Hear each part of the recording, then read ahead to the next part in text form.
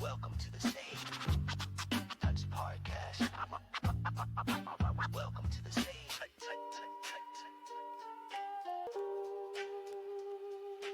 Tag team strikes, we connect through the pain. Rolling two dice in the echoes of rain. Hope in my chest, fear in my hand. Armor all cracked, but we taking a stand. Stress building up like the stories we weave. Every experience a mark that we leave. Connection questions mark where we've grown.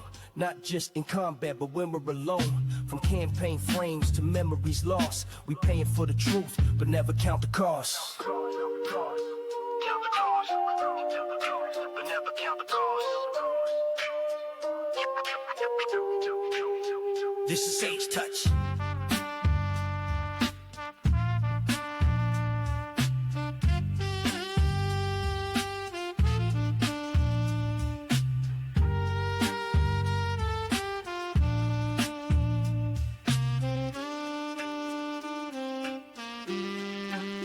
This is Sage Touch.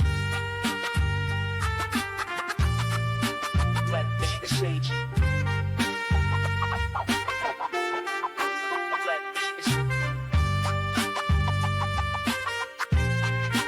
Welcome to the stage. This is Sage Touch.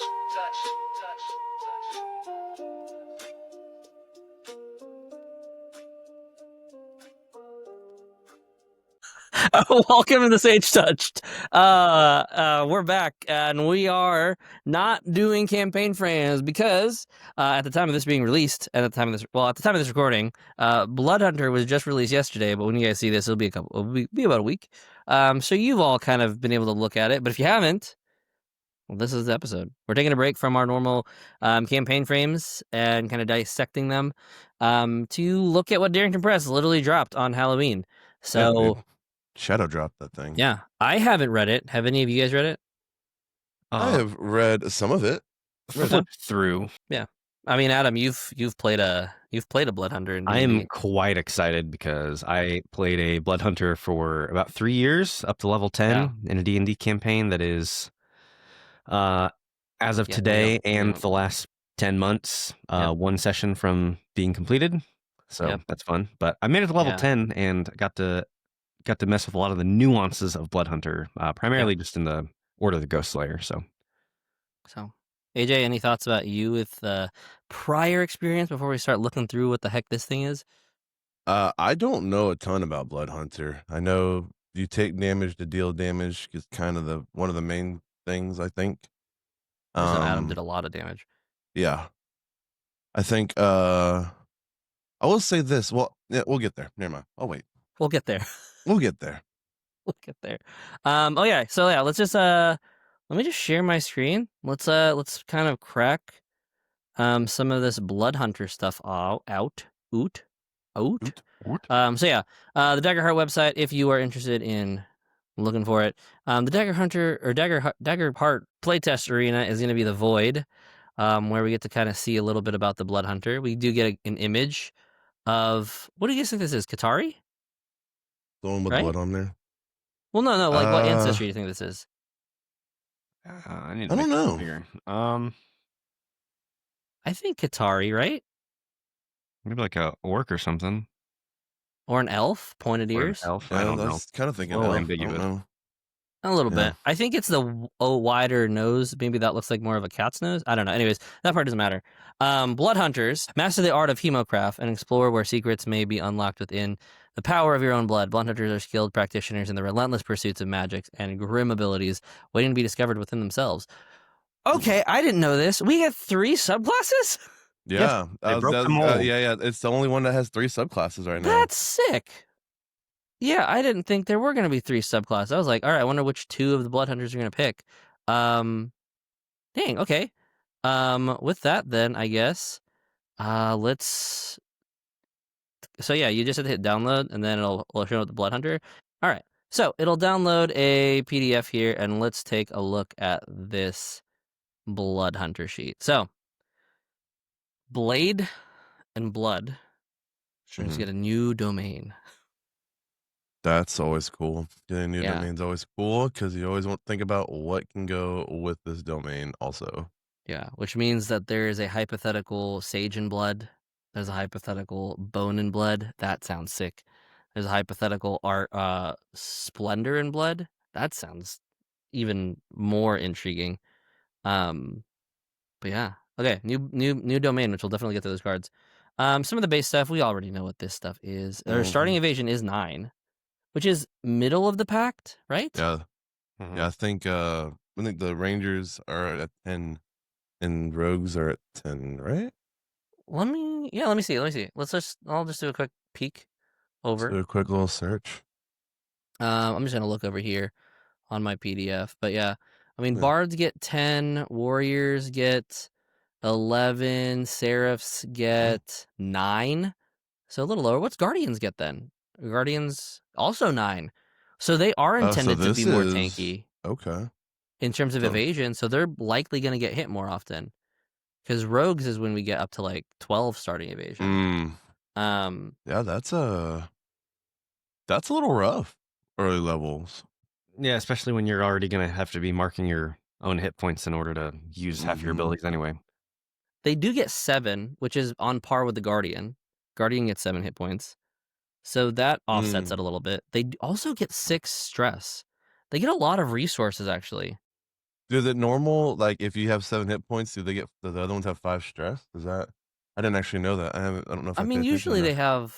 I think 6 stress is normal. No, 6 stress is normal, but what I'm mostly saying is, like, a lot of times, like, you get less hit points when you get higher. I mean, yeah, they're just tankier. I don't generally see Blood Hunters as tanky classes, you know what I mean?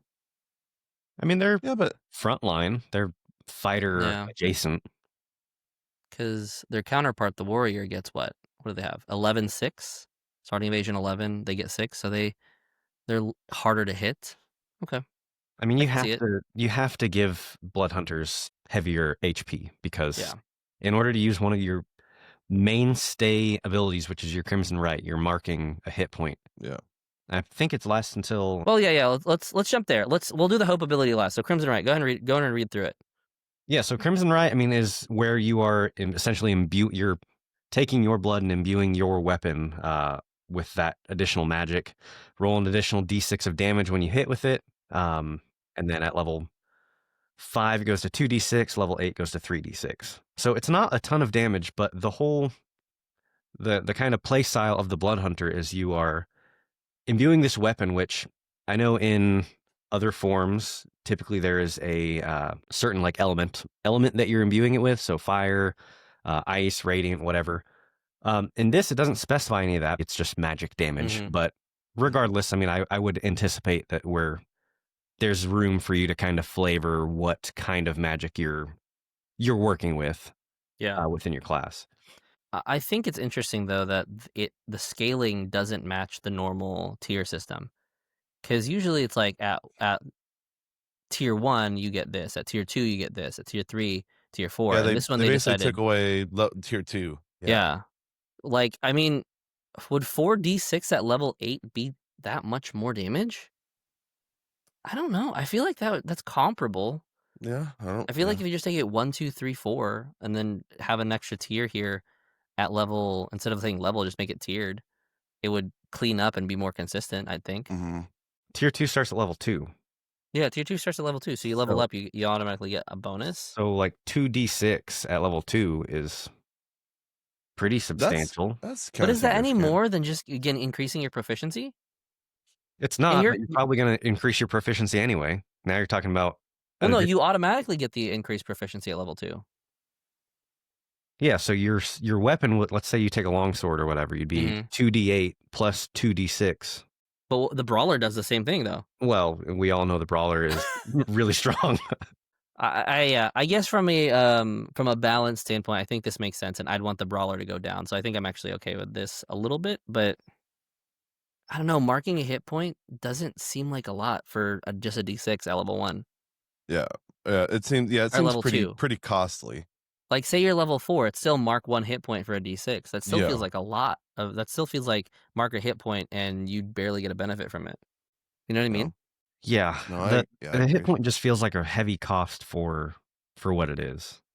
It's harder in Daggerheart because there's less healing options, Mm-hmm. but then you also are segmenting it. I think mathematically at level 1 it's fair because a seventh of your hit points, if you're rolling a d4 at level 1 in D&D or even at level 2, you roll a 4, that's a seventh of your hit points. Yeah. So that's not even adding on to the fact that you probably should take upgrades in your HP. Yeah, yeah. Yes, you I should. think as a blood hunter, you kind of have to. You have Yeah. to. Grim Psychometry. What does this one do again? Hold on. When inspecting a creature, a location, and an object within very close range, make a spellcast roll 12. So this has spellcast. So Blood Domain has spellcast, which makes sense. On a Mhm. success, mark a stress to have a vision of the most recent violence involving the target until you finish a rest. You have advantage on any action rolls to recall the lore about things in the vision. The concept of this is just that they're hunters, so you're either hunting, you can do it monsters, you can do, criminals, whatever, but you're essentially looking at that like spot of the crime, or the last violent interaction and having a magical vision or magical like experience of what occurred. Which is you used really well in our campaign. Yeah, I mean, this is again I think both these being class features are 100% the correct choice in them making this, because these are parts of the Blood Hunter that are just the main point. Like when I built my first Blood Hunter, I was pretty into The Witcher, and that's all I was really picturing. That's why I picked a Blood Hunter, because I was like, oh, this is freaking sick, dude. This guy's, if I could have found a way to, if I could have found a way to have two different swords for like an actual purpose, I would have done it. But well, now you kind of can in Daggerheart. You have the physical sword and you have the magical sword. Like you activate your Crimson Right, that's just pulling out one of the other swords. That's could be cool. Pretty sick. That's pretty sick. Cool. I mean, you kind of could have done that, and like you actually could have a silver sword in D&D, but still. All right, and then the last one, Blood Maledict. Spend 3 hope to target a creature within far range, or in a vision from your Grim Psychometry. Until you finish a rest, take severe damage, or use this feature again. You have advantage on all action rolls against this target. That's pretty good. That's pretty good. That is really good. Yeah, like that's 3 hope for permanent reckless, and I mean, and then just his action roll, so it could be, talking to him, it could be whatever. It's action roll. Yeah. I didn't even think so it about doesn't have to be that just way. be combat, it could be social. Like activating this in a social experience, because you're not taking the severe damage socially, at least, you know what I mean? Yeah, I mean, even you've got armor, right? If you take a severe and you mark it down with an armor, that's not a severe, it's a major. So unless they double your severe threshold, like you're not gonna physically take that severe. Yeah, no, I think that's good. I think this is a really solid, and I think this is kind of on par for Blood Hunter. All right, cool. Any thoughts anyone else have there? No, I feel like this kind of makes up for the Crimson Right a little bit. I mean, having permanent advantage on something is, I mean, I know it's 3 hope, but still, that's a lot. And you know what I didn't think? Or like near permanent advantage, right? But so something I didn't take into consideration thinking about Crimson right now is you can choose to make a physical weapon magical and a magical weapon physical, which is really good for overcoming resistances. Yeah. So I didn't even think about that, and I actually think now this is on par still. Deals extra physical or magic damage. Mm-hmm. Yeah, that is pretty sick.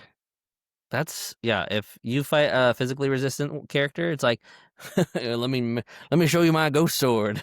So, all right. Yeah, that's cool. All right. Background and connection questions. Yeah, so the background questions are you descended from blood hunters, or are you the first in line to practice hemocraft? So that's kind of cool. You can kind of narratively be the first blood hunter if you want to. Because there's so much you can create hemocraft. Yeah, there's so much tie-in for the blood hunter in the lore that we know of to a order, right? Because an order of lichens. But I think it's interesting that they went with first in your bloodline to practice. Oh, first in your bloodline. So the order still exists. You're just now being grafted. Oh, okay, Yeah, like did yeah, your that's what did your parents do this and show you how to do it? Or did you cut yourself one day and just feel magic? There was a demon inside Yeah. me. I had no clue where it came from. And we don't condone you guys self-cutting. Don't try to cut yourself. Yeah, to No cutting practice yourself. Hemocraft. Just don't do that. No. Unless you're a trained professional. That's in that case, I'm not going to tell you what to do. Okay, I don't yeah. know if they have trained professionals, but hey, whatever. No. They have. No, you have doctors. Right? Yeah. Don't perform Anyways. self-surgery.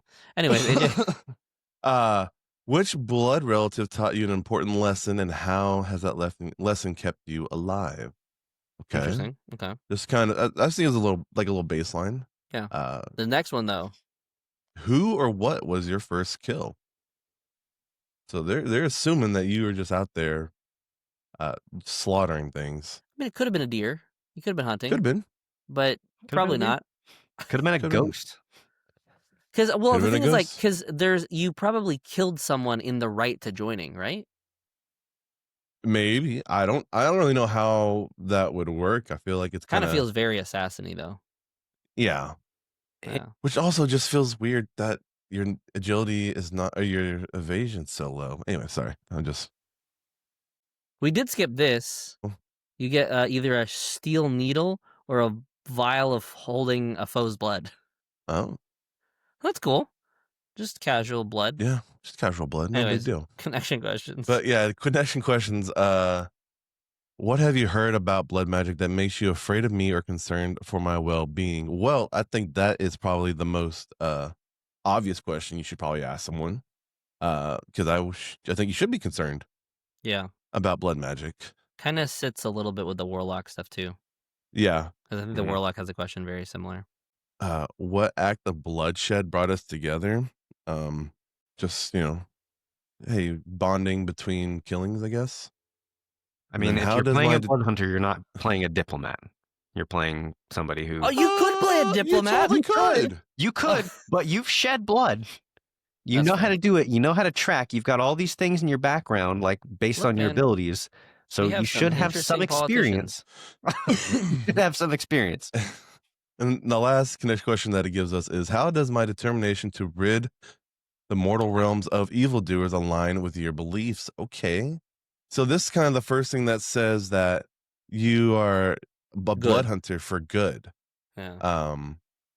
So that's interesting. I wonder if that's kind of to gear, like, I don't know. Like, well, no, that makes sense for the lore, because the whole point of the blood hunter is they aren't werewolves. They have the power of werewolves to hunt werewolves. It's not ghosts. They have the power of ghosts to kill ghosts.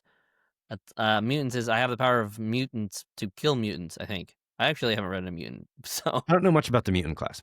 Yeah, but I think the blood hunters, they take on the curse so that way they can better hunt those who are cursed.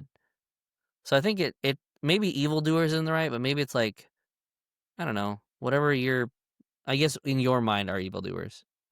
Yeah. So, all right. And I think this is where we jump into subclasses, which I am intrigued to see. Adam, you were an Order of a Ghost Slayer. If you want to take this. Yeah. Sure. Yeah. All right. So the foundation, Ghost Slayer, spellcast trait's going to be agility.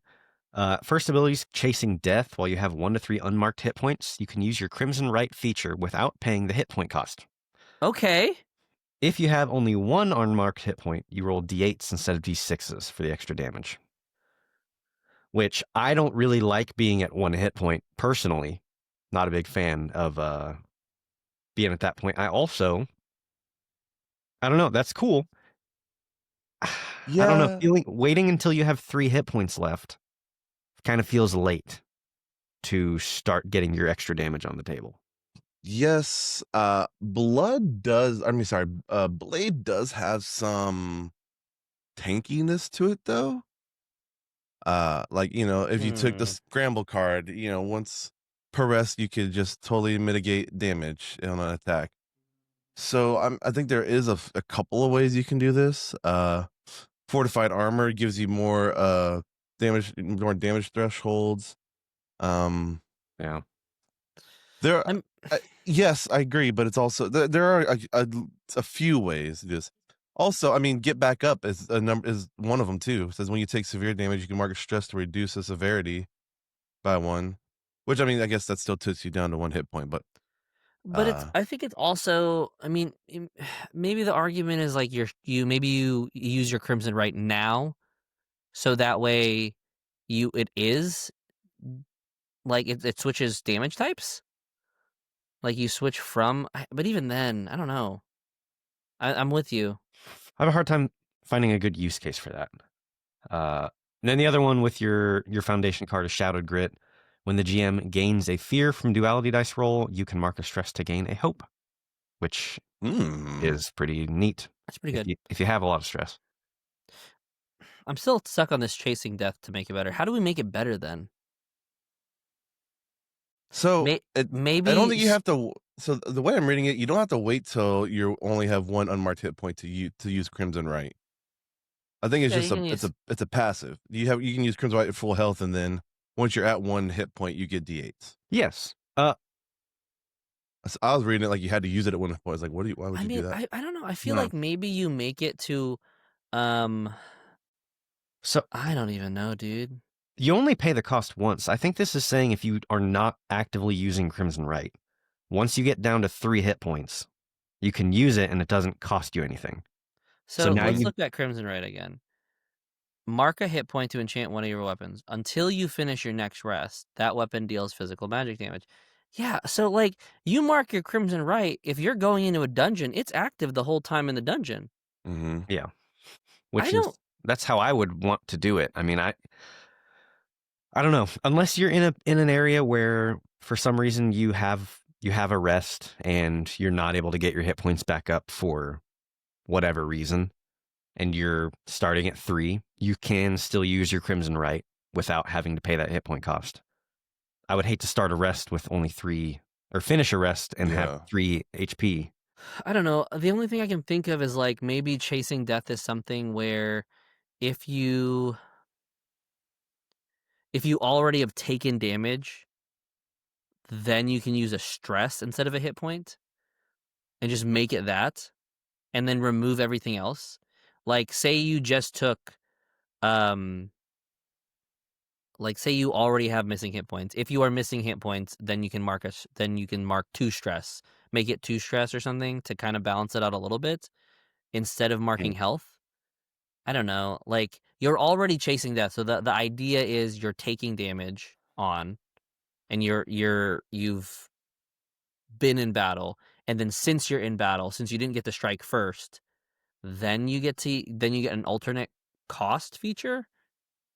Yeah, maybe like if you're at 3 hit points or less, you can mark 2 stress to negate like one hit point from whatever hit you took, alongside like armor, because that would be able to keep you alive. Because the base feature for Order of the Blood of the Ghost Slayer used to just be like resistance to necrotic. You get the shine light. What am I reading here? If you're fighting undead, you deal extra damage with the right.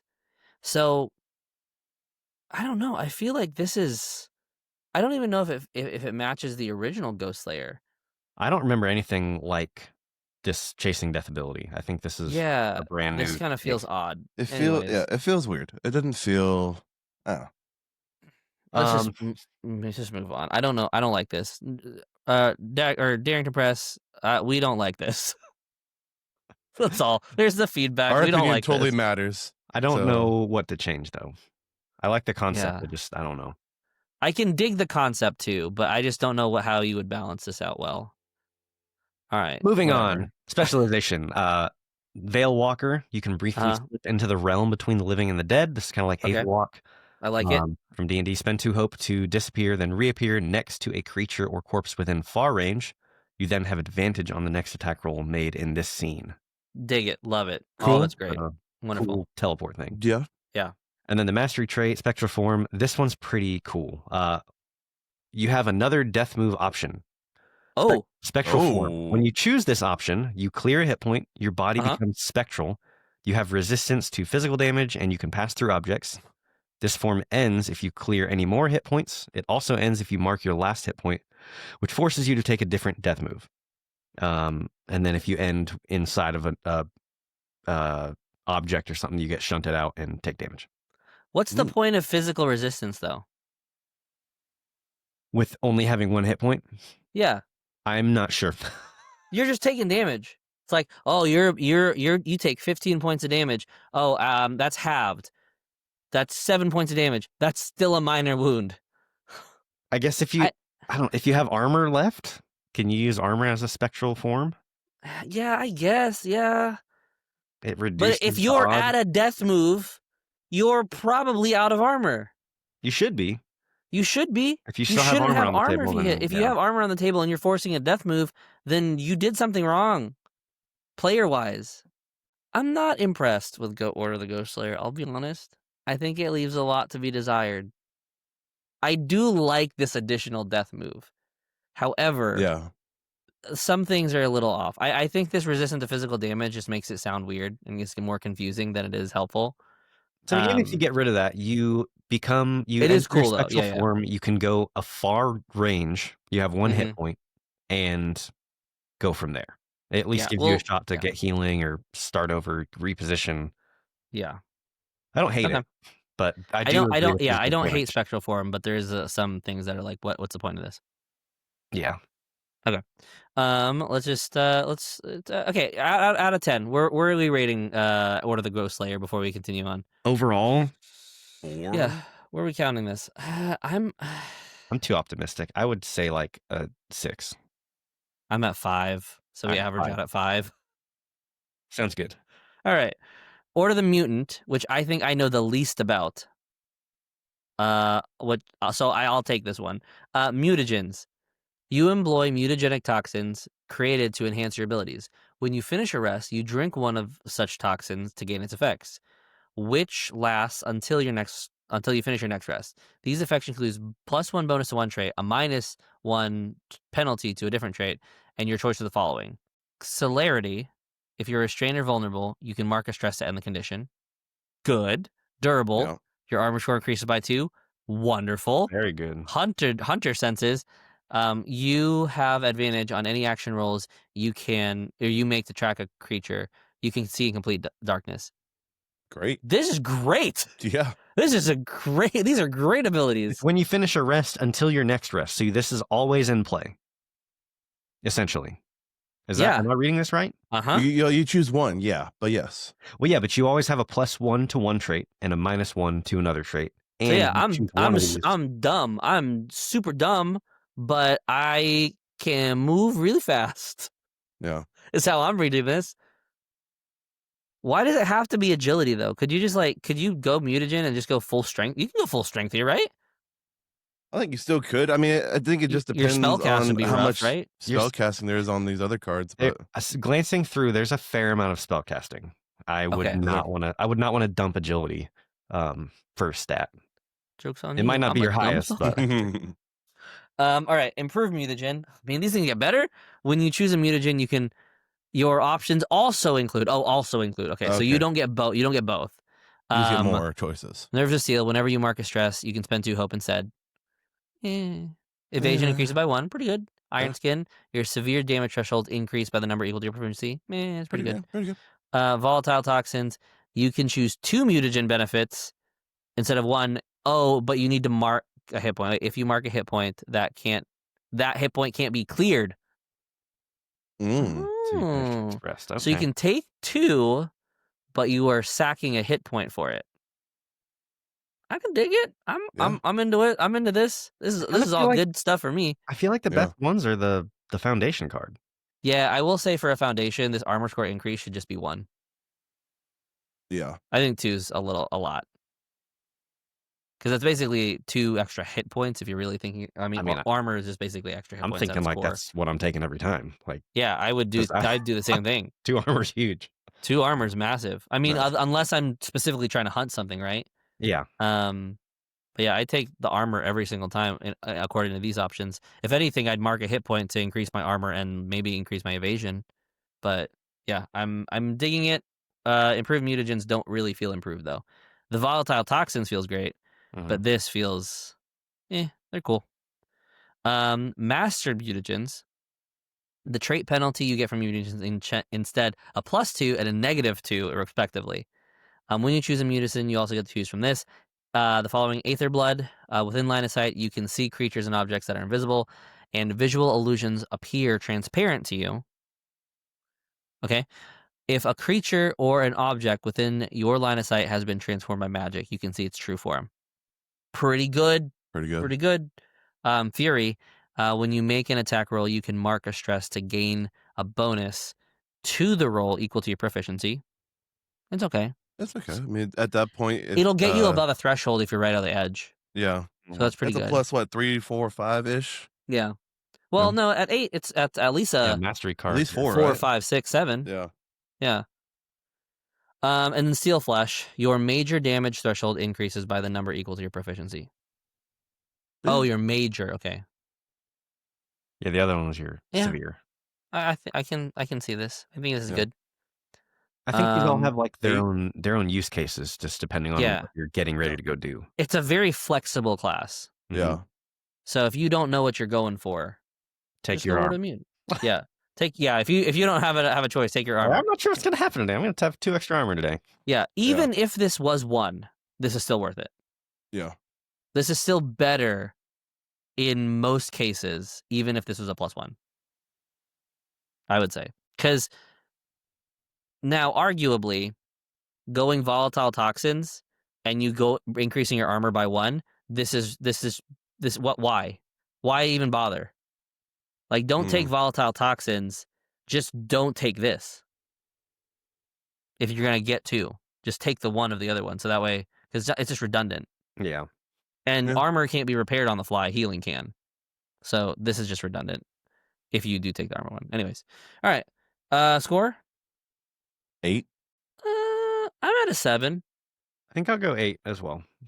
Okay. 7.5. 7.67. I think is where we average out to. 6. Shut up. Shut up. Sorry. All right. Well, guys, this is the last episode that Adam's going to be on as Bladebound Songo. Really sorry. We're going to miss him. So let's talk about the order of the Lycan. AJ, I think this is actually definitely your vibe. So this is actually the one I had an issue with this, though. What's the point of the order of the Lycan if you can already have a werewolf transformation card? What do you mean? I mean, maybe we'll read into it a little bit here, but so order Lycan, right? Werewolf, you gain the werewolf transformation card. Your rolls to receive via hearing and scent have advantage. Cool. I mean, to be expected. Control the beast. While you're in wolf form, you can apply that form's bonus die to your agility and strength action rolls. I don't know. I actually don't know what the form's bonus die is. I don't know if I've looked. I honestly haven't really looked at the transformations. So the form's bonus die is while in wolf form, it's a D20. While in frenzy, it's a D12 or D20. Wolf form's a D10. Wolf form's a D10. Frenzied wolf form is a D20. But for what? Like, is that damage die or? Yeah, it's your damage die. So whenever you turn into a werewolf, all your attacks do a D10. Mm-hmm. But the frenzy is D12. Yes. And so whenever you would gain a hope in wolf form, you mark a stress. I got you. Once you're at your last stress, you go to frenzy mode where you deal D20s, but you automatically target the creature that's closest to you. So could harm some allies. The current says in your frenzy you deal that much physical damage to all creatures within very close range. Ooh, yeah. So you're attacking a lot more. That's while in your wolf form, you can apply that form's bonus die to your agility. So this reads to me like agility. This reads to me like this is the closest thing we've gotten to a rage ability. Well, no, hold on. Your attack rolls are strength action rolls.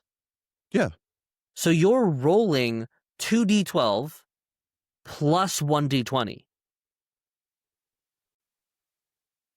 D10. Yes, right? D10.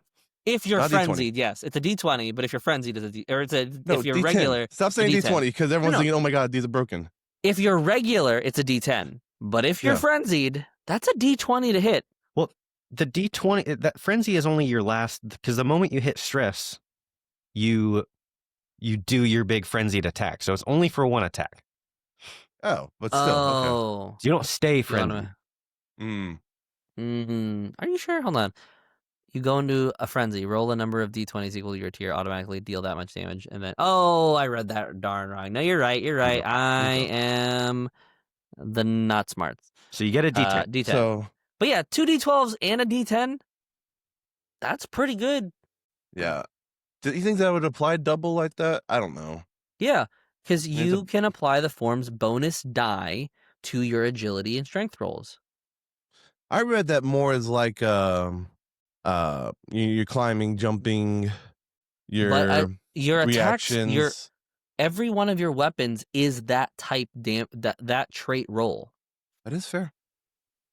So yeah, you'd be Oh, attacking it's to an with action, but it's also to an action roll. So it's not the damage. No, it's not the damage, but it's the hit. So it's so you can roll a D10 plus your 2D12. Okay. Well, you already you have- you do. You're already doing the you have a D10 advantage die. You have a D10 advantage die, and then when you're in wolf form, you're already adding a D10 to all your attack and damage rolls. Oh, okay. You Well, big, damn. you chunky. That's pretty good. That's big. Yeah. Yeah, well, especially at level 1, because these transformations should not be happening at level 1, but for you, Yeah, it does. there. Yeah. All right. Okay. Let's go to specialization. Uh-huh. Feral hide. While you're in wolf form, you gain a bonus to your damage thresholds equal to your tier. Pretty good. Just Solid. a little bonus. Lichen regeneration. While you're in wolf form, with all your hit points marked, you can mark a stress to clear a hit point. You can do this while unconscious. So, free res. What? Free res. And you can do it as much as long as you have stress to spare. Which, as a werewolf, you probably don't have a lot of stress to You spare. probably don't have a lot, but even once or twice is nice. But anyways, pretty solid. That's pretty solid. I'm down. The mastery is Master of the Beast. When you're in wolf form and would mark your last stress, you can instead put one of your domain cards from your loadout into your vault. You can't recall that domain card until you finish a long rest. Okay. When you frenzy from marking your last stress while in wolf form, you gain 2 hope. That's pretty cool. That's pretty cool. It literally, I think it fits so well because you are forgetting everything you know and you're just going hard. Like, screw my cards, screw whatever abilities I can do. I'm swiping, and you just go into a literal blood frenzy. That's cool. I think this one got the most love. This one got the most love. Yeah, this one definitely. I take back what I said about the werewolf. You said that. You were like, this is the one I had the most problems with. Well, I didn't read through the whole thing, and I'm just like, why have this whole dedication when there's already a werewolf transformation? My bad, everyone. My bad. All right. I'm giving this a 9. 9? 9's where I'm at. 10, That's where I'm at. 10 would be like, I think the only thing that like takes me a little out of 10 is I think this is a lot. I think it's too strong, and I do think it needs a little bit of a nerf because there's so many features here. Yeah. The control beast feature is crazy. Yeah. The lichen regeneration and the like all of this is good. Yeah, this is I go 9. 9's a good score. Yeah. Solid 9. By far the best. All right. 5, 7.67, and 9. 5, 7.67, and 9. So it got better and better. So I'm interested to see, like, obviously, like, we'll think about how we can, like, fix Ghost Slayer. But wait, hold on. Because they missed one, which is Profane Soul. Profane Soul was the ancient magic. But I don't think they needed it, because I thought about it a little bit. I don't think they needed it while I was clicking around, where we need Profane Soul because we already have Warlock. And Profane Soul was just Blood Hunter Warlock. Pretty much. So yeah. Anyways, all right. The blood domain. Good night. This is gonna go. There's a lot here. Let's go through tier 1s. I'll start. Well, it's a blood spike. Make a spellcast roll against a target within far range. On a success, mark a stress to deal 10 or D10 magic damage to a target using your proficiency. On a success with hope, target also marks a stress. On a stress with fear, mark a fear. On a roll with fear. On a roll with fear, mark a stress. So if you roll with fear, you have to mark 2 stress. Yes. Yes. For a D10 proficiency attack roll. Yes. Yeah. Correct. Mhm. But if you roll a success or a failure with hope, nothing happens except you fail. Nothing happens. I think you just gotta hope, Yeah. Nothing happens. and nothing Yeah. happens. Well, the GM gets to go. But Yeah. I mean, so the redeeming quality about this is it's far range. So if you're playing a blood hunter, you're probably doing something Oh, this has some range. along the lines of an axe or sword. So it's nice to have something at range, especially even at level 1. That would suck though to fail and mark 2 stress for nothing. yeah. Lifeblood Talisman. Mark your hit point to conjure a talisman infused with your life essence. The talisman appears in your hand, and whoever carries the talisman gains the benefit. Whenever the talisman bearer marks 2 or more hit points, they can spend a hope to reduce the number of hit points marked by 1. The talisman disappears if you have no hit points marked, or use the spell again. It gives you an extra armor with hope. Yeah, but I think it's also can be used as long as you're not full health. So maybe this is a way around your Oh, your yeah, Crimson yeah. Right. Yeah. Well, to use it, you have to mark a hit point, so you're not going to be at full health. Yeah. So you use your Crimson Right, you use your Blood Talisman, and as long as you don't take a bunch of damage, and you can always just spend and have the hope to reduce the number of hit points. Oh, I see what you're saying. So you can use armor, you can use your hope to just make the damage less. So this is just a damage Yes. mitigation. Yeah. Okay, I can see it. I'm not in love with it, but I think it's really good for like a supportive blood hunter. Yeah, Like, because you where- can also where give it's to best, someone else yeah. for it. Yeah. So All right, power through pain. If you have at least 1 hit point marked, you gain a bonus to your damage rolls.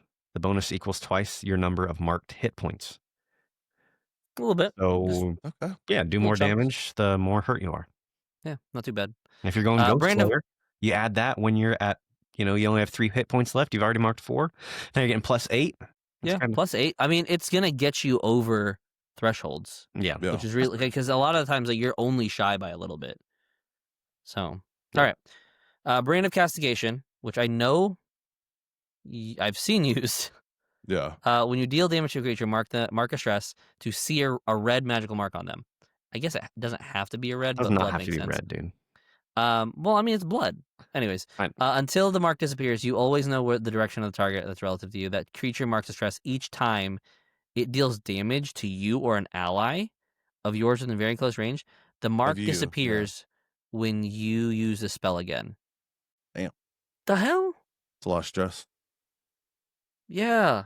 Like, And there's I no just- save for it. You just it just happens? You have to deal damage first, but Oh, when you deal damage. So yeah, there okay. is a roll involved. Yeah. Okay, so it's just like a power push. yeah. Okay, cool. Pretty good though. Vitality Manipulation. On a spellcast roll, or make a spellcast roll against a target within very close range. If you cast this on an ally, make the roll with advantage. On success, mark a stress and choose one of the following effects. The target grows calmer and clears a stress. On a success with hope, they clear 2 stress. The target grows more anxious and marks a stress. On a success with hope, they mark 2 stress. So this is just stress manipulation. Essentially. And you can do it on your ally or an enemy. I'm also noting that werewolf spellcast rolls here, and that's a strength action roll, Yes. by the way, which gets your D10 if you're in werewolf form. That's wild. That's a lot. You can be a spellcasting werewolf? Yeah. that feels too There's strong. a lot of min-max stuff here that gets really overlooked. Werewolf feels like, I mean, you have permanent advantage with D10s in werewolf form. Sounds crazy to me. Yeah. Hmm. All right. This one's cool. This is one of the favorite things that I did when I played a Blood Hunter the last time. It's called Blood Puppet. You make a spellcast roll against a creature, living or dead, Okay, good to within specify. far range. On a success, spend a hope to control the target by causing them to move, attack, or both. If you do both, you can choose the order. They can move, then attack, or attack, then move. If you make a creature move, they move to a location that's within close range to them.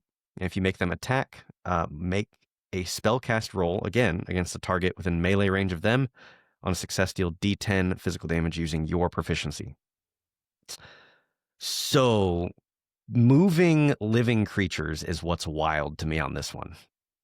So the other in D&D, it was when a creature falls to 0 hit points.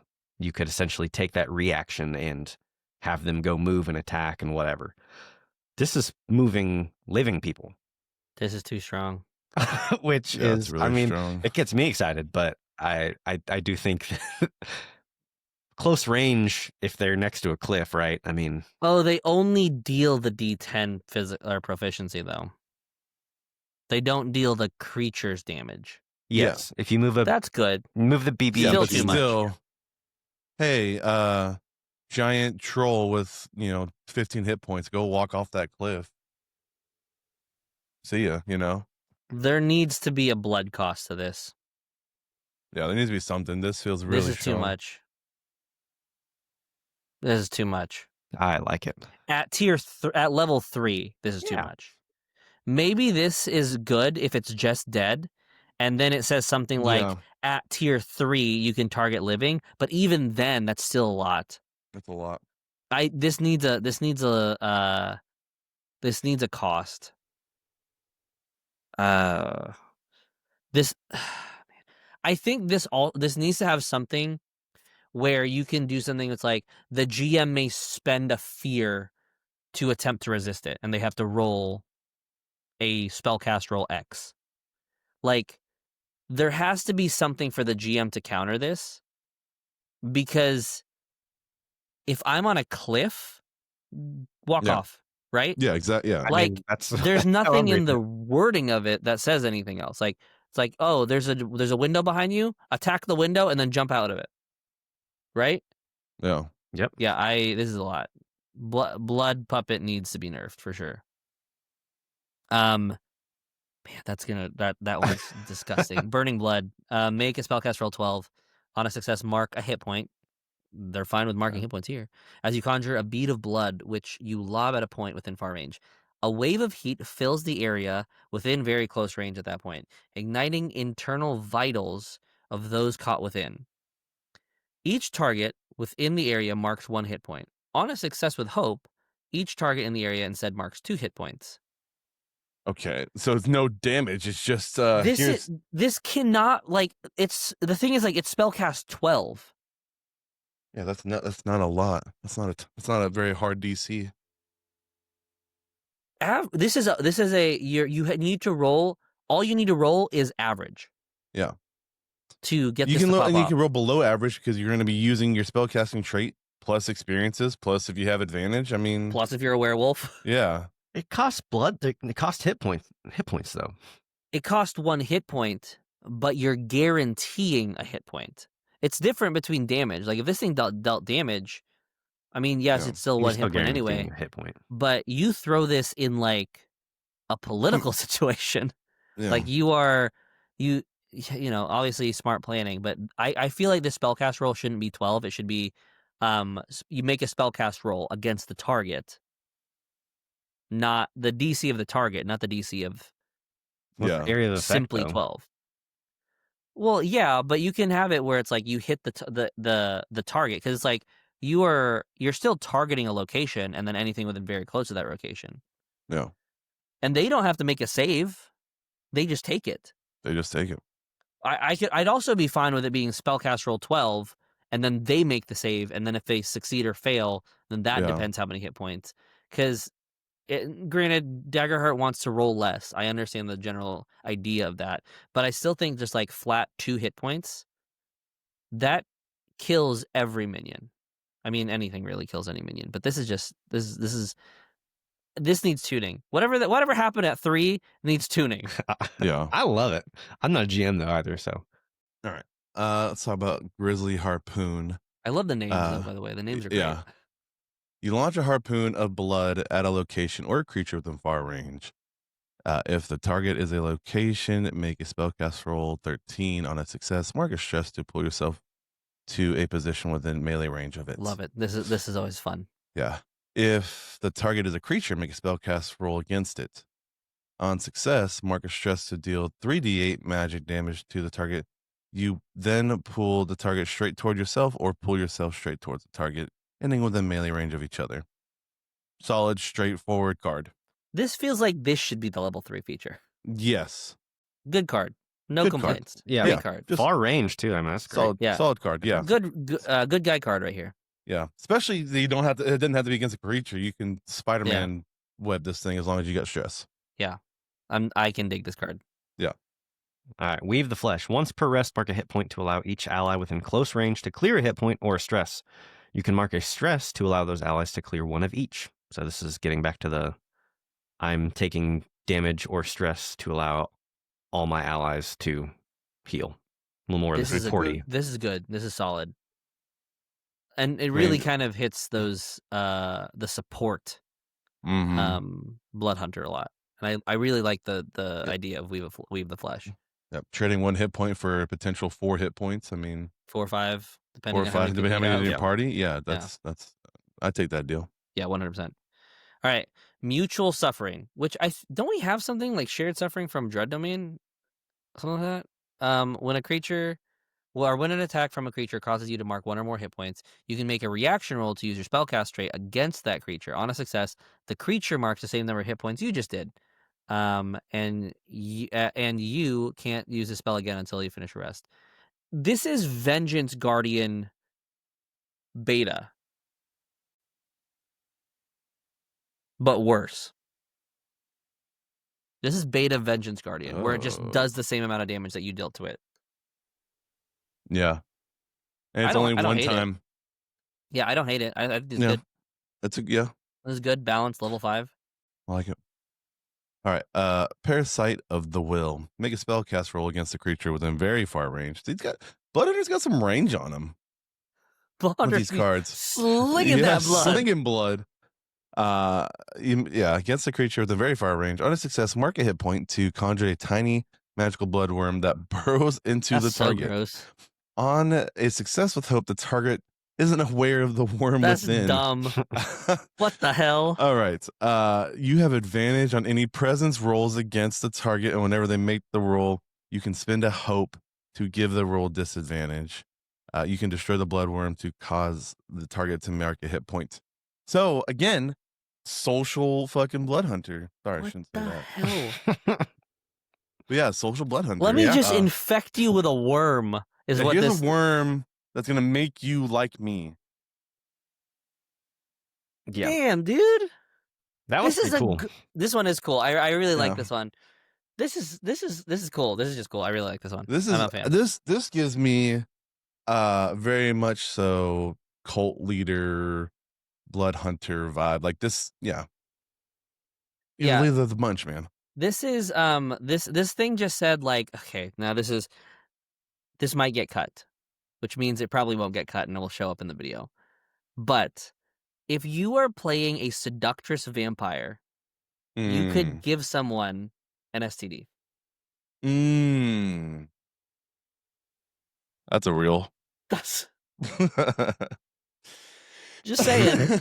In a Grimdark campaign, nothing's left off the table. Alrighty then. Bloodbind. Make a spellcast roll against a target within far range. On a success, mark a stress as you slow the target's vitality. The target is temporarily restrained and temporarily vulnerable. Each time the target is spotlighted while either of these conditions persists, the target takes a d10 magic damage using your proficiency. The spell ends early on the target if you use it again. That's good. Pretty good. It's decent. Pretty good. Temporary makes it easy to break, though. Yeah, but you have to spend 2 fear for it. You got to break them both. Yeah, you have to spend 2 fear to break down 2 conditions, but it's not bad. So yeah, 2 fear to break 2 conditions is I mean, basically you're rolling this to tell the GM you need to spend 2 fear. Otherwise, you're going to take damage, which is pretty good. It's good. It's solid. I hate this. As a GM, I hate this. But I love this for the players. Vital Ward. Mark a hit point to trace a circle of blood around yourself at very close range. While in the circle, you have resistance to your choice, physical, magical. pretty good. Allies also get this benefit while in the circle. The circle disappears if you move out of it, mark 2 hit points or more, or cast a spell again. This is pretty good. This is a good support spell.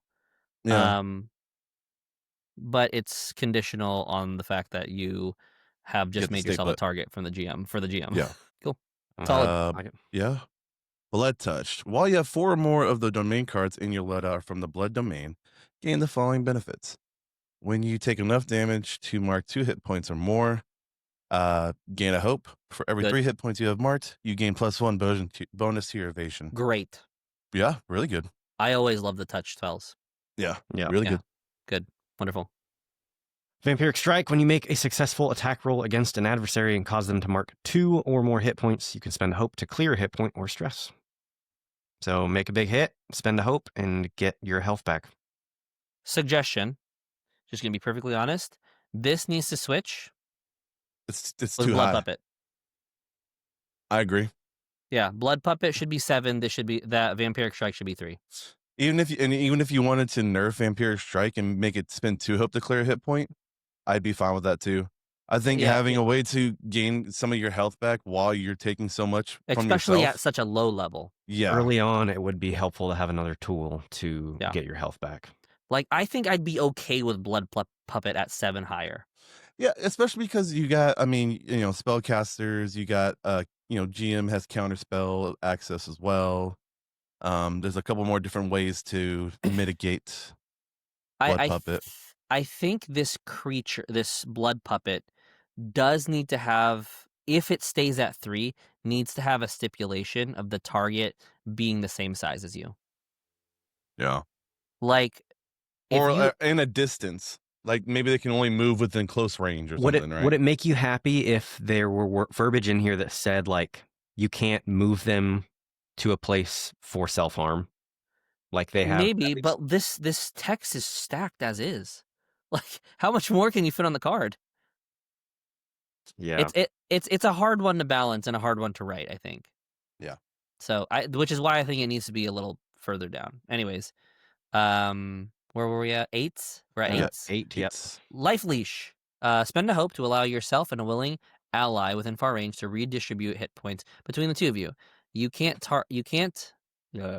then can't target that ally with Life Leash again until you finish rest. There's another card that's also like this that's already there in the Dread domain, but it only allows it like once per rest. You don't get to do this a bunch of times. Okay. Yeah. And this one just happens. Like, you don't need to make an action roll for it. The other one requires a spellcast roll. So in a pinch, especially at level 8, you can just be like, I'm dying. You, wizard in the back, switch me. Give me some of that. Yeah, give me some of that. Give me some of that. Give me some of that. Runic Adrenaline. Your practice of blood magic has seeped into your bloodstream. Okay. Enhancing your vitals in moments of urgency. When you roll with advantage. I should have done this by now.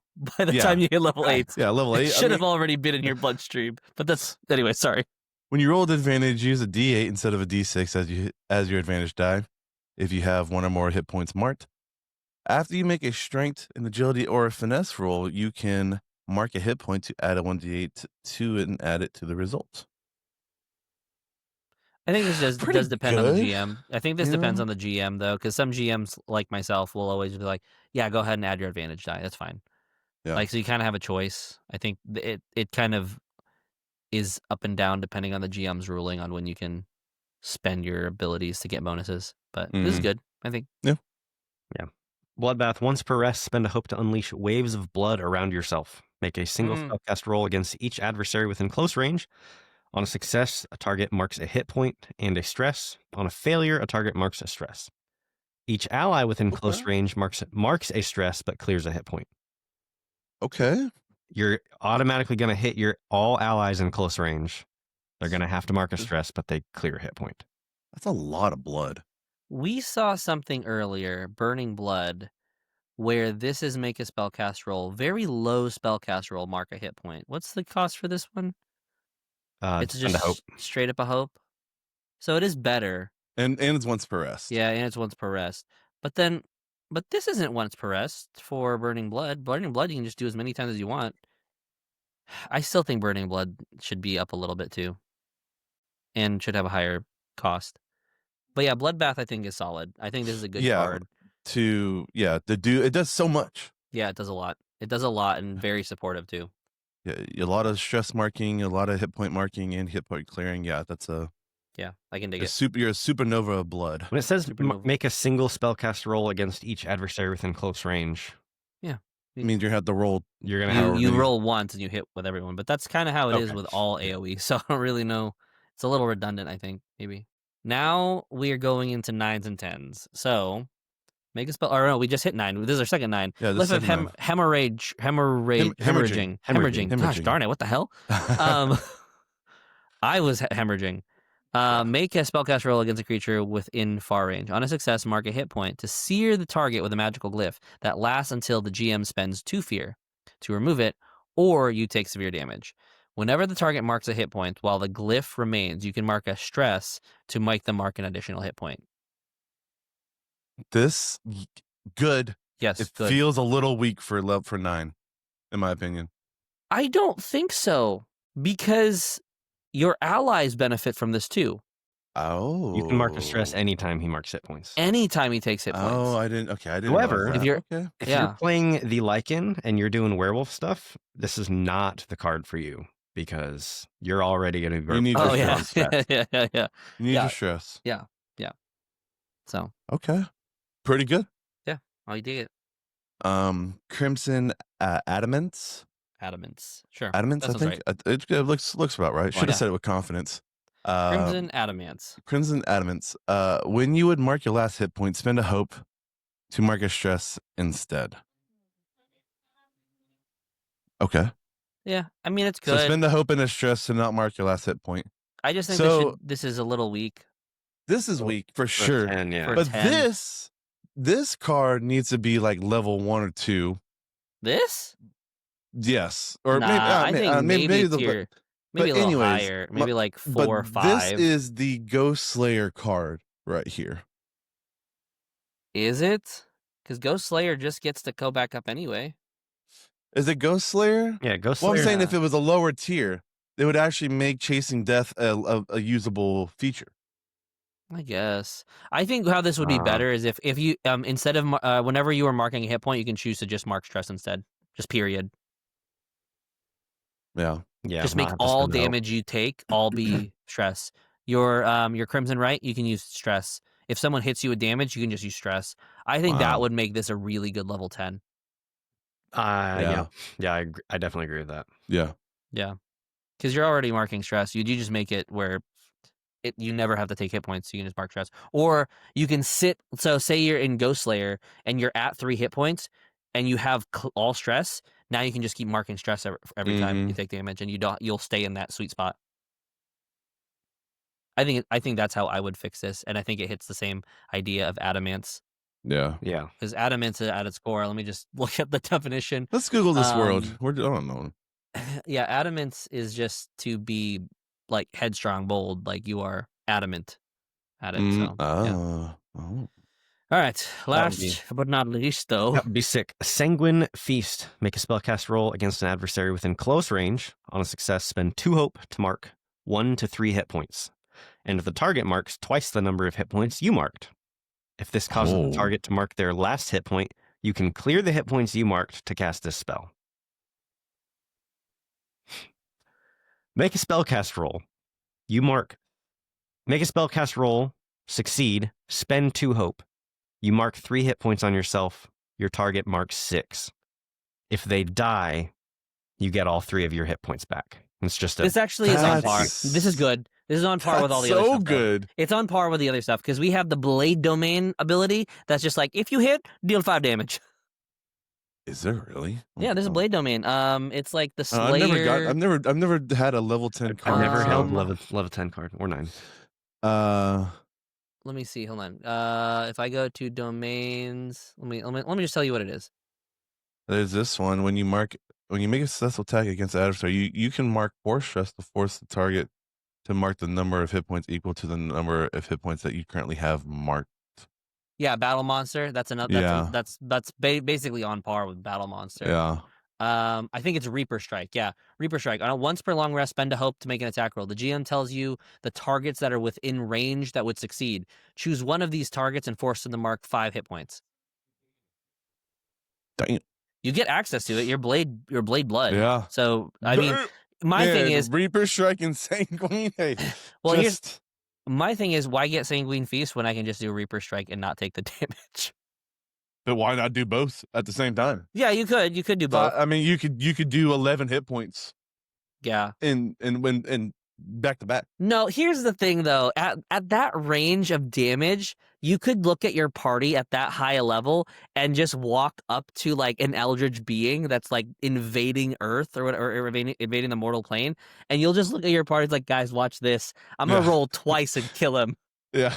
Hey, hold my beer, guys. hold beer. my blood beer. Gosh. Oh God. You roll 2 dice, you end the big bad.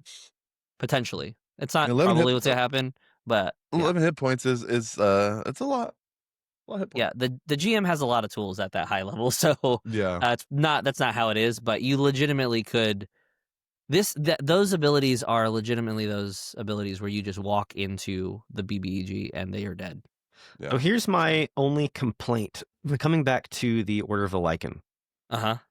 If you're relying on being a werewolf for a lot of your damage, you're going to burn a lot of stress. Right? Every time you would get a hope, you mark stress instead, which is going to cut you off from a lot of the cool abilities that we've looked at do require you to mark stress. Yeah. So I think that would be the only downside to Order of the Lycan is you're going to lose out on some of the other like Bloodhunter themed spells and stuff that we have access to. Yeah, I agree. I think at its core, this is the I mean, Bloodhunter was and still is the class of trying to figure out how to balance all your resources. Yeah. So, yeah, I guess. Yeah, go ahead. Just a question. Do any of our scores change for the Order of the Slayer, Mutant, or the Lycan after reading through the cards?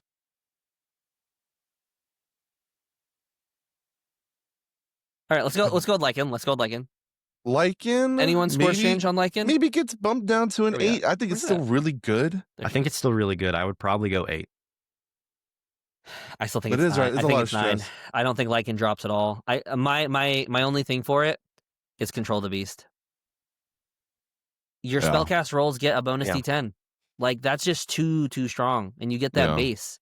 Even if you're marking stress, you're guaranteeing the hit. So you're losing resources, but you're still getting it. I think 8's reasonable, but I would personally say it's 9 still. That's fair. Yeah. What about Mutant? I feel like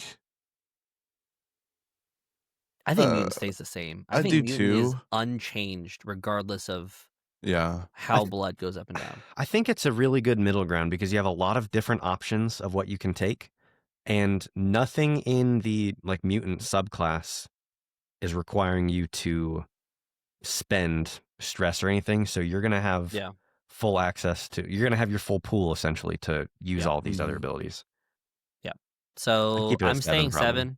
Yeah, 7 stays for me. I don't remember what I said, but sounds about right. There was I think I said 6, and I think I'm bumping it up to a 7. So for a flat 7. Yeah. All right. I think no. I'm going to Ghost Slayer now. I think Ghost Slayer gets a little bit of a bump in my opinion. I think with the number of ways that you can kind of regen your health back yourself. It wasn't a ton, but they are available. I think that makes some of these features more usable. Yeah. Like I think it makes Chasing Death a little more usable. I don't think it makes it great. I think I go from a 5 to a 6, but I think it makes it a little bit better. I was optimistically at a 6. Now I'm going to be realistically at a 6. Still feel like it's a 6. I'm going to burn a little bit here. I'm going to hot take it a little. I think I'm going to bring it up to a 7. I think it's just as good as Mutant. Because Ghost Slayer, there's a lot of ways to just not have to deal. Or let me say this. I think I overcapped this part, this Chasing Death. And because of how weirdly pointed and how unusable this is, or because of how I felt like it was unusable, I think I put it down more. But the reality is you don't ever have to hit this. You can just be more support. You can just be more Mm-hmm. like, you don't have to activate your Crimson Right. Nothing's Yeah. telling you need to do this. And then if you are at this point, then it does help. But I think it needs to be changed. So maybe I am at a 6. Maybe 6 is the same, because this just doesn't feel good. And as a player, which most games you're making a level 1 character, I just feel like there's not really a point to building Ghost Slayer out through a campaign, and they need to make the foundation more alluring. Aside from the the vibe, foundation is Yeah, the vibes are I cool, think the dude. foundation's yeah, rough. vibe's great. I think specialization is really cool. I think if you can tough it through level 5, I think Veil Walker is a very cool ability to use. And I think Spectral Form is a very cool, very awesome like role play, something that can happen if you make a death move, right? Yeah. I also think I slept on Shadowed Grit at first too. Anytime the GM gains a fear, you can get a hope from that. I know it costs stress, but that's your hope generation. Yeah. I think that could be pretty solid. And that's from so anyone. yeah, it doesn't have to be your role to fear. It's anytime the GM gets a fear. Yeah. I think I'm comfortable at 6. Though I think I said 5 before. I think at 6. Yeah. So So overall, we're pretty at good 6, once 6, we 7, round 6, it. 7, 8 now. Give or take, 6, 7, 8, Kind of yeah. ish. 6, 7, 8. Yeah. So, but yeah, I think, okay, last question, because we've done this in Sage Touched. If you were to create a Blood Hunter, what's your concept? What's your pitch? Okay. I'm going Fearbolg. Okay. For natural calm to try to save stress. Son of a gun, you min-maxer. You. And I'd probably go. If I go Fearbolg, I feel like I have to go with the mutagen and try to go more supporty. Okay, interesting. Because I feel totally like thought you were gonna go Lycan for your concept. that's just. I mean, Werecow. It could be cool. I mean, it could happen. I don't know. Fearbolg's just always seemed. I feel anytime I think Fearbolg, I think like Caduceus Clay. Yeah. And all, so I'm just like, he's very calm, very mellow, right? So I think that's probably what I would do. Okay. I can dig it. I don't know. I've never really been a huge fan of the like werewolf vibes and everything. So I would probably go Order of the Ghost Slayer. Okay. And again, even though you've already okay. Well, this is a little different. This is a different Blood Hunter than D&D. Sure.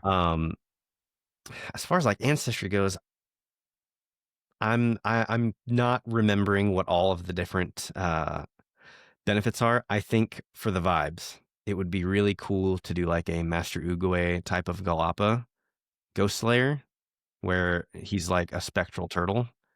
I think that'd be neat. I think you get extra. Is it your evasion? You get armor increase. You get armor increase, and then you get retract, so you can mark a stress to retract into your shell, and it gives you damage resistance. Could you? Okay. Hypothetically, you could retract into your shell and then ghost walk out of your shell and leave your shell there, right? Yeah. I don't. That's not how shells work atomically, but hey. You don't know. I don't know. I think. Well, I do. I think shells are part of their actual skeleton, but. So you would ghost walk with a ghost shell, but your shell would be there? Question mark. I think it would just go with you. Yeah, I guess it's fair by then. Yeah. My concept. So stupid. My concept would be going. I'm gonna go a halfling. Okay. I'm also gonna mix ancestry with a giant. And I'm only going to use the other part of the ancestry half of the time because I'm going to go mutant and I'm going to just go play Jekyll and Hyde. I'm just going to play a Hyde. Oh. So I would play a full-blown, like, cutesy little gnome. Or maybe I go gnome. Maybe I go gnome instead of halfling. I don't know. One of the short races. But I go this halfling that's just kind of chilling. No, like, detriment to the rest of society, just a chill dude, but then Just in a chill combat guy. turns into a hide. Or alternatively, I would make them a werewolf and just flavor it as a hide because I really want to play the werewolf and I really like the features of the Yeah. werewolf. Yeah. So like, I'm gonna throw out another one just because, really quick, because I can. I think a fairy werewolf would be disgusting. A fairy werewolf. Fairy werewolf. So you're like this elegant little fairy creature, but then you freaking you werewolf with the ability to fly, and you sprout the leather vampire wings, and you're just flying and stressing and just striking people, dude. And you go in a frenzy and you Frenzy and yeah. Well, hold on. Could be When you cool. say fairy, are you saying fairy like pixie, like with tiny wings, or are you going like fairy like you're a stag beetle? I think you go fairy, pixie fairy, Okay. and then when you transform, it's very obvious. You're like, it's like it has no resemblance of a pixie at all. Like you look like a legit werewolf. Could go fairy, half giant, and then be a fairy that transforms in the transformations even more stark. Yeah. Or they transform and they're just a normal sized human. Right. I think if you're trying to maximize the lichen, you would take human mixed with orc, so you can get your extra stress slot and then your extra damage with the tusk. That could be good. Yeah. We can figure out a way to min-max. Anyways, everyone. I mean, Yeah. that's always a way to min-max. That's the Void. That's Blood Hunter. Overall score for Blood Hunter in comparison to all the classes. Where are we putting this? Let's do a tier list. Because we Oh, got to do a God. tier list one day. Everything? Tier list is coming soon. Yeah, overall. Or just like where this is. Where is Blood Hunter on this tier list? We're going S, A, B, C. I'll say this, and this probably is premature. Blood Hunter is probably the least balanced class that's come out. Yeah. I don't feel it doesn't feel very balanced to me. I think there's a lot of changes that kind of need to be done. I could be wrong. I don't know. I could Are you saying be. I'm not unbalanced like broken? Yes, and I think there's a couple abilities that need to be flip flopped, and I think things need to get adjusted for things to feel better. Yeah, I agree. I guess I can see some of that. Even like Brawler, I think Brawler is kind of like, I think we just need a number crunch on Brawler, and it's gonna be fine. I think that's fine. But I think Okay, I can agree. But I think with the Blood Hunter, I think I can't quite put it into words, but there's something that needs a few readjustments in my opinion. I think it's good though. I mean, I think there's some parts that are really strong. So I think to put it under A tier would be a shame. I don't think you can. I think the amount of damage you can do is disgusting. So where are you putting it? A. Put an A tier for now. Okay. Adam? I would put it at an A+. Or an S-, one of the two. S just feels a little, I don't know, as a like playtest. I do agree with AJ on a lot of that some of the things are a little busted in one area and some of the things are a little underwhelming, like at higher levels. I like the concept though, so I do like it. I'd go A+. Okay. I'm in agreement. I don't have any. There's no hot takes for this. I think we're all in agreement. This is A. I kind of maybe lean a little towards. I was like leaning like B+, A-, A. But I think A is fair. I think and I was about to say B+, but then I remembered Blood Puppet.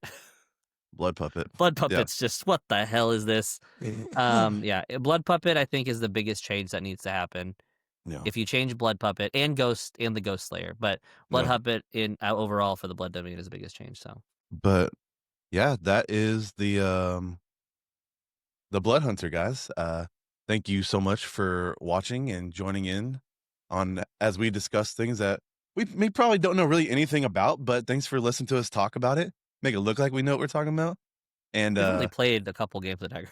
We've only played a couple. I mean, we're probably about 300 to 300 games combined. Yeah, I'm at 200 plus myself. So I know I'm at least at 100. Adam's probably at like not 3 or 4. So 3 or 4. Okay, it's a little more than that.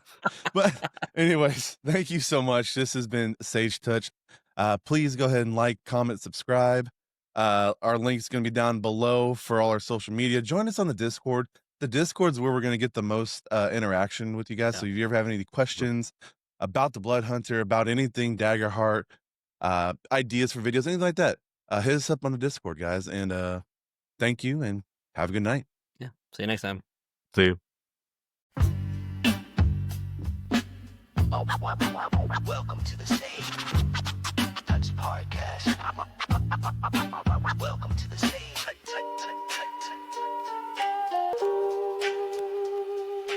Tag team strikes, we connect through the pain. Rolling 2 dice in the echoes of rain. Hope in my chest, fear in my hand. Armor all cracked, but we taking a stand. Stress building up like the stories we weave. Every experience a mark that we leave. Connection questions mark where we've grown. Not just in combat, but when we're alone. From campaign frames to memories lost. We paying for the truth, but never count the cost.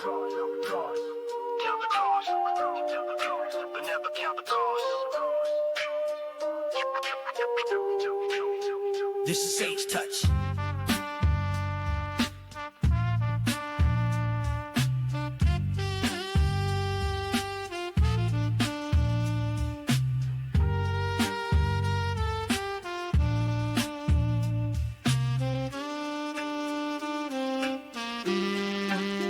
This is Sage Touch. Let the sage.